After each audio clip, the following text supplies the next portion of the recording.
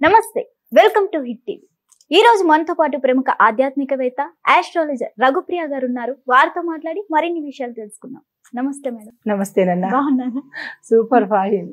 Madam, అసలు కార్తీక మాసంలో ఎలాంటి నియమాలు పాటించాలి? కార్తీక మాసము అంటేనే సౌమ్యమైన మాసము. కేవలము శివుడికి భక్తుడికి మాత్రమే ఉండేటటువంటి, అంటే వాళ్ళిద్దరి మధ్య ఉండే మాసమే ఇది. పూర్తిగా శివారాధనలు, శివుడికి అభిషేకాలు, శివనామస్మరణ, జాగారాలు, ఉపవాసాలు, అంతే తప్ప ఇతర వ్యాపకాలు ఏమీ ఈ మాసంలో మనకి ఎక్కడా కనిపించవు. హోమాలు కానీ యజ్ఞాలు కానీ ఈ హడావిడులు ఏమీ కనిపించవు. ఎంతసేపు దీపారాధన, ఉపవాసాలు ఇలాంటివే కనిపిస్తుంటాయి. ప్రతి శివాలయము చూడండి మనకి ఎంత కిటకిటలాడిపోతుంటో దేదీప్యమానంగా వెలిగిపోతూ ఉంటుంది. ఈ కార్తీక మాసం వచ్చేటప్పటికి నదీ స్నానాలు, దీపాలు, ఉపవాసాలు, దాంతోపాటు జాగరణలు కూడా చేస్తూ ఉంటారు. అంటే ఎంత పవిత్రమైన మాసం అంటే మిగతా మాసాలలో ఉన్న హడావిడి ఈ మాసంలో మనకు కనిపించదు, ప్రశాంతంగా ఉంటుంది. అయితే ఈ కార్తీక మాసానికి ఆ పేరు ఎలా వచ్చింది అంటే కనుక, చంద్రుడు కృత్తికా నక్షత్రానికి దగ్గరలో ఉండడం వల్ల కార్తీక మాసం అనేది వచ్చింది. అయితే ఈ కార్తీక మాసంలో మనము ముగ్గురిని పూజిస్తుంటాము. శివుడు, గణపతి, కుమారస్వామి, వీళ్ళ ముగ్గురిని ఈ కార్తీక మాసంలో మనం పూజ చేస్తామన్నమాట. కార్తీక మాసం అంత విశిష్టత మిగతా మాసాల కన్నా విశిష్టత కార్తీక మాసంలో. అంటే ఈ మాసంలో చేసే ఏ చిన్ని ఫలితమైనా సరే, ఆవగింజలో 1000వ వంతు పుణ్యం కూడా మనకి విశేషమైన ఫలితాలు ఇస్తుంది అనమాట. చాలా కార్తీక మాసంలో కార్తీక పురాణం చూస్తే తెలుస్తుంది మనకి. ఒక్కొక్క అధ్యాయంలో ఒక్కొక్కటి తెలిసి కానీ తెలియక కానీ పొరపాటును కూడా చేసిన పుణ్యము అది విశేషమైన ఫలితాలు ఇస్తుంది అనమాట. ఎంత మహాపాపి అయినా సరే ఈ మాసంలో దీపం వెలిగించిన, లేదా దేవాలయాలను శుభ్రం చేసిన, లేదా శివనామస్మరణ ఓం నమ శివాయ అన్న, లేదా ఏదైనా జరిగినప్పుడు అయ్యో శివశివ అన్న, ఇలాగా ఈ మాసంలో ఏ చిన్ని పుణ్యం చేసినా మనకి విశేషమైన ఫలితాలని అందిస్తాడు ఆ పరమశివుడు అనమాట. బోళాశంకరుడు అని ఉత్తినే అనలేదు ఆయన. మిగతా మాసాల్లో పాపాలు చేసేసి, ఇంకొక సందేహం కూడా రావచ్చు, ఈ ఆశ్వీజ మాసం వరకు మేము పాపాలు చేసేస్తాము, మరి ఈ మాసంలో పుణ్యం వచ్చేస్తుందా అంటే, అక్కడ కరెంటు ఉంది, మరి దాని మీద వైరు కూడా ఉంది, నేను వెళ్ళి ముట్టుకుంటాను, షాక్ ఇవ్వదా అంటే ఇస్తుంది. తడి చేత్తో వేలు ముట్టుకో, డెఫినెట్ గా షాక్ వస్తుంది. అలాగే కావాలని చేస్తే ఫలితం రాదు, పొరపాటున చేసిన పుణ్యానికి మాత్రమే ఫలితం వస్తుంది. అయితే ఈ మాసంలో ఏం చెయ్యకూడదు అంటే కనుక, పూర్తిగా ఈ 30 రోజులు ఉపవాసంతో పాటు, ఉపవాసం చేయగలిగిన వాళ్ళు చేయండి, ఏకభుక్తం చేసిన వాళ్ళు చేసుకోవచ్చు. కానీ మద్యం కానీ మాంసం కానీ ఇట్లాంటివి ఈ రెండు విరుద్ధము. ఈ 30 రోజులు మాంసాహారం పనికిరాదు. ఓన్లీ సోమవారమే చాలా మంది చేస్తారు. కార్తీక సోమవారాలు మేము తినము, మిగతా వారాలు శుభ్రంగా సుష్టుగా భోంచేస్తాం మాంసం అంటారు. కానీ ఈ 30 రోజులు కూడా మాంసాహారాన్ని తినకూడదు. తర్వాత మద్యాన్ని తాగకూడదు. అది కూడదు అని మనం చెప్తాము, చేసేవాళ్ళు చేస్తూ ఉంటారు. కానీ శాస్త్రపరంగా అనేది ఈ రెండు దైవారాధనకు నిషిద్ధాలు. ఇంకా చేస్తున్నారు బాగున్నారు అంటే అది విజ్ఞత వాళ్ళకే. కానీ ఎందుకు ఈ రెండు ముట్టరాదు అంటే, ఈ రెండు రజోగుణ ప్రధానాలు. రజసు కోపం, మాంసం తినడం వల్ల ఏమవుతుందంటే పైత్యం ప్రకోపించి ఉద్రేకపూరితమైన భావాలు వస్తాయి. ఎప్పుడైతే ఉద్రేకపూరితమైన భావాలు వచ్చినప్పుడు భగవంతుడి మీద లగ్నం ఎలా అవుతుంది, భగవద్ ధ్యానం చేయడానికి ఎలా అవుతుంది, మంత్ర ఉచ్చారణ ఎలా వస్తుంది? ఒక మంత్రం చదవాలంటే నాలిక చక్కగా ఉండాలి, స్పష్టత ఉండాలి. ఆ స్పష్టత మాంసం తినడం వల్ల కోల్పోతుంటారుగా, మందమైపోతుంది కదా. మరి మాకు పరిహారాలు కావాలి, మేము పూజలు చేస్తాము, మేము మంత్రం చదువుతాము, కానీ మాకు అవ్వడం లేదు అంటే ఇలాంటి పనులన్నీ చేసిన తర్వాత ఎక్కడ మనకి ఫలితం దక్కుతుంది? కాబట్టి ఈ 30 రోజులు కూడా మాంసాహారాన్ని నిషేధించండి. ఏదైనా స్వచ్ఛత, దేనికైనా ఆహారం వెళ్ళినా నోరే, మంత్రం ఉచ్చరించినా నోరే. ఈ నోరు చాలా పవిత్రంగా ఉంచుకోవాలి ఈ 30 రోజులు కూడా. అయితే నదీ స్నానాలు చేస్తే విశేషమైన ఫలితాలు ఉంటాయి. నదుల దగ్గర కానీ నదులుగా భావించి మన ఇంట్లో ఉన్న నీళ్లను కూడా నదీ స్నానాలుగానే భావించి చేసుకోవచ్చు. చాలా విశేషమైన మాసము కార్తీక మాసము.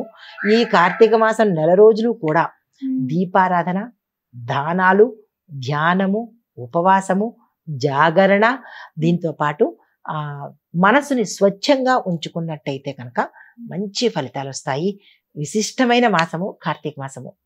చిన్న సందేహం, చెప్పు అసలు ఉపవాసం అంటే చాలా మంది మొత్తానికి తినకుండా ఉంటారు. అసలు మొత్తానికి తినకుండా ఉండాలా, కొన్ని కొన్ని తినాలి అనేవి ఏమైనా ఉంటాయా? తప్పకుండా, చాలా మంచి ప్రశ్న వేశావు.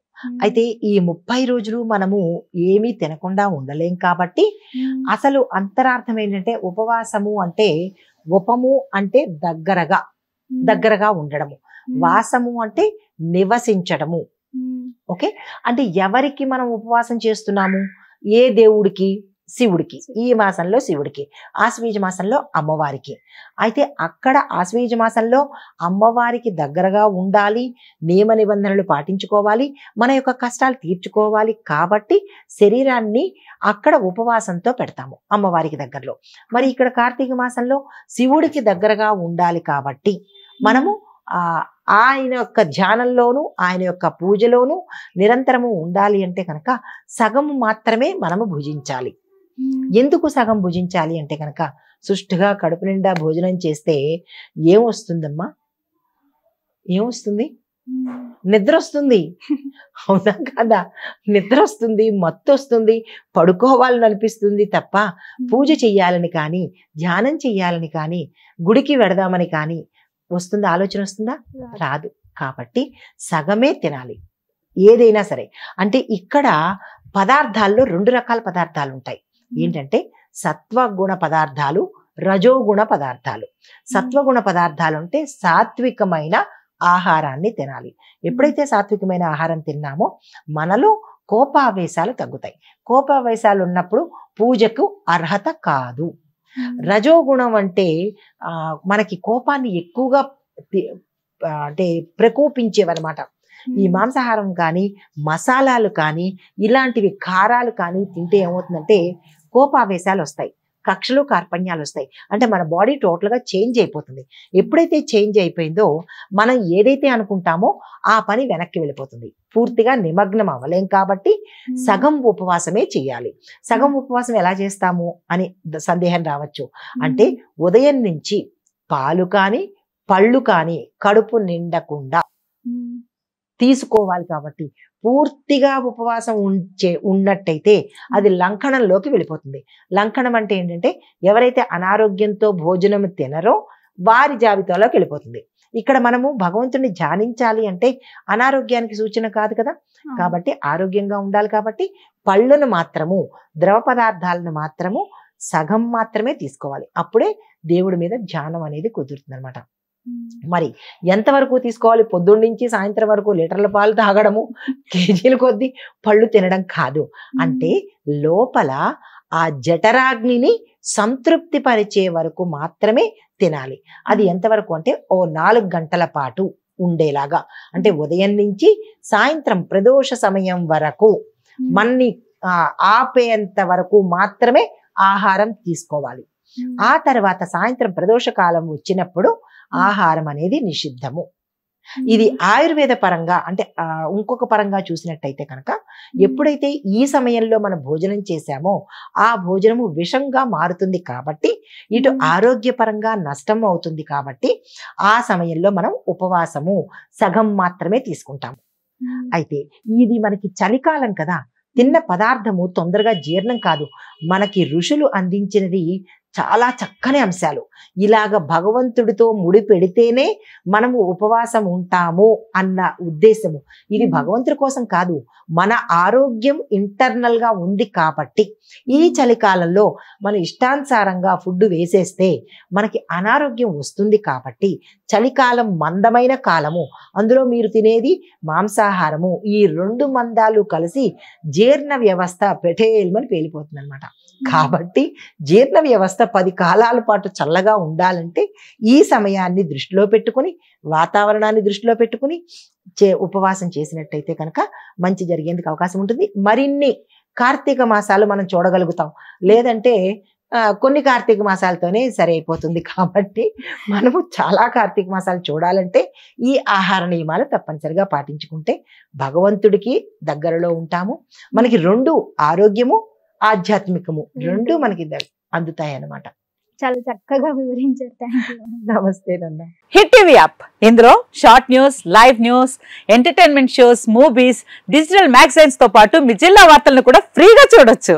ఇంకెందుకు ఆలస్యం, వెంటనే హిట్ టీవీ యాప్ ని డౌన్లోడ్ చేసుకుని ఫ్రీగా ఎంటర్టైన్మెంట్ పొందండి. Hit TV app. Hit TV app. Please download hit TV app. Hit TV app ని ఫ్రీగా డౌన్లోడ్ చేసుకుని ఎంజాయ్ చేయండి. మీకు నచ్చిన ఎంటర్టైన్మెంట్ కోసం హిట్ టీవీ యాప్ ని ఫ్రీగా డౌన్లోడ్ చేసుకుని ఎంజాయ్ చేయండి. హిట్ టీవీ యాప్ ని డౌన్లోడ్ చేసుకుని ఆస్వాదించండి, ఆశీర్వదించండి. ఇంతమంది సెలబ్రిటీలు హిట్ టీవీ యాప్ ని డౌన్లోడ్ చేసుకోండి అని చెప్తున్నారంటే ఎంత మంచి యాప్ ఆలోచించండి.